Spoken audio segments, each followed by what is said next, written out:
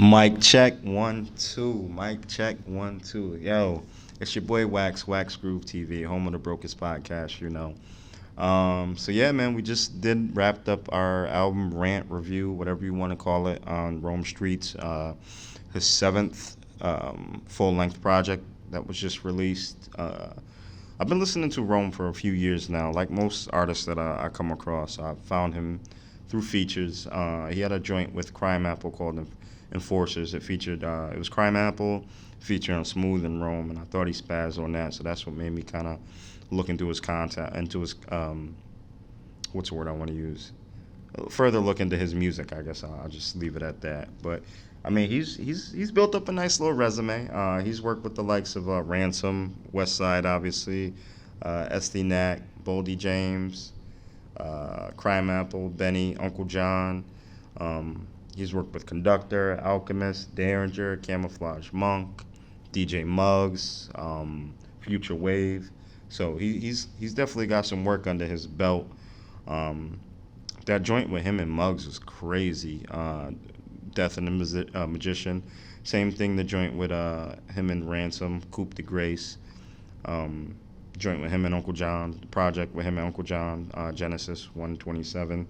So he's no stranger to the game. But what I like about him, I just feel like, he's simple, but he keeps getting better. Like he doesn't go too crazy with like trying to overdo it with the rhyming and stuff like that. It's straightforward, but it has single, double, triple entendres. Like the dude's gonna rap and he's gonna paint vivid pictures. I think that's what I really like about him. He's super witty.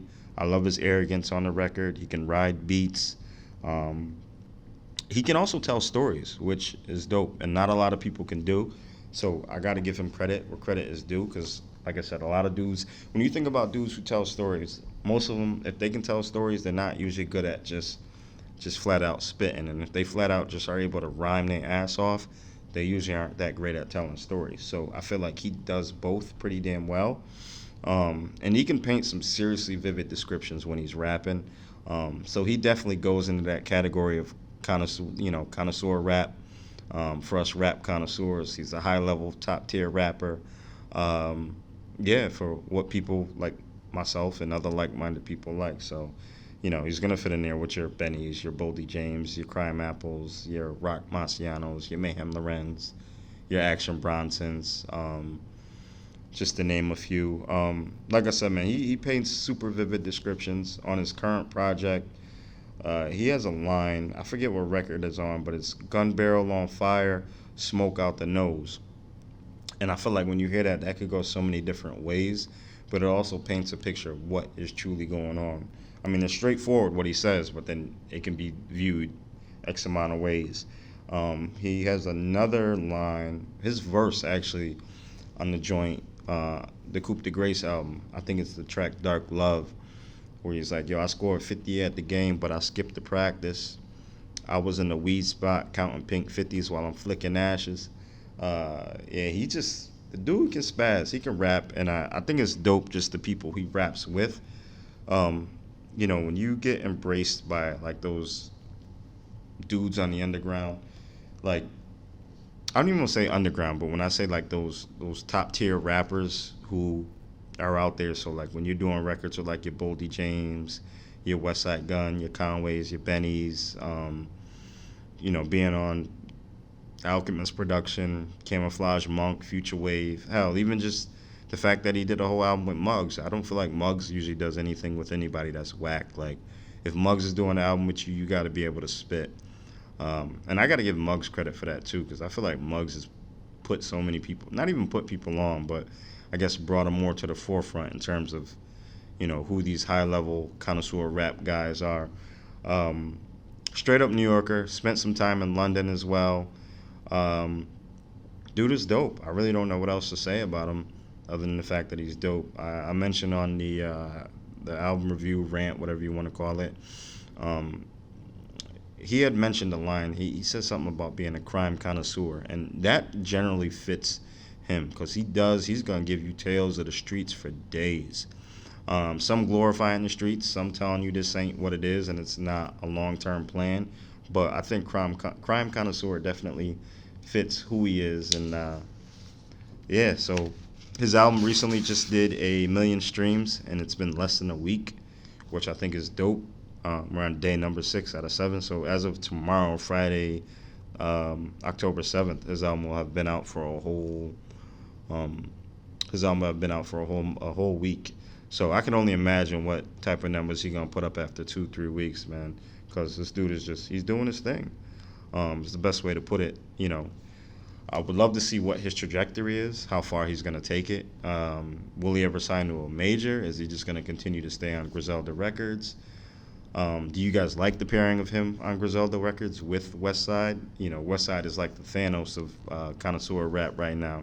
He's snatching up everybody. Stove God, your Boldy Jameses. And we got to talk about Boldy next because his project with Nick Craven is crazy. But yeah, man, this dude's sky's the limit. I'm not sure how old he is, but he just keeps getting better. Like I said, he's 7 full-length projects in. He's got some other projects out there that are like shorter EPs, but I definitely like the joint. I mean, I like most of his stuff. Nose Candy 3 and 4, I think, are fire. Death and the Magician. We also got to talk about Pyrex Pop Poetry. That was an album that released earlier in the year. I can't remember who the producer was on that particular project, but apparently it was released without his permission. So like if it was on streaming platforms, if it released on a Friday, it was probably gone by Monday. But I definitely got to listen to it. And, dude spazzed on that, and I was thinking like, yo, this is perfect. It ain't gonna get no better than this. And then we get this new project. It's even better. If you can find it, it's out there. Definitely check it out. Pyrex Pop Poetry. I thought it was a dope project. So essentially, I looked at that like it was an album teaser once I realized he actually had an album coming out. He doesn't disappoint in the freestyles. I mean, who would you like to see this guy on a project with in terms of features? Or even production-wise? Like, from a production standpoint, I would love to see him do a project with Alchemist. Even a project with Rock. I wonder how he would sound on straight-up Rock Marciano beats. That would be interesting. Just because, he can really kind of change his cadence up and really ride the beats properly, which I think is dope because not many people could do that. But yeah, man, I want to know what you guys think. Oh, also, since we're here, where does he stand? Where does he rank in this connoisseur rap category of like elite top tier rappers within this sphere? Like against your Stove Gods, your Boldy Jameses, your Bennies, your Rocks, your Action Bronsons. All these people that most of us hip-hop enthusiasts who generally love that connoisseur rap, where does he fit among these guys? Is he at the top of the top? Is he somewhere in the middle? Is he at the bottom? Do you feel like he's still climbing? What's your favorite project by him? And I just want to know what you guys think. So get in the comment section. Let me know what you guys think about Rome Streetz. Yeah, man, that's really it.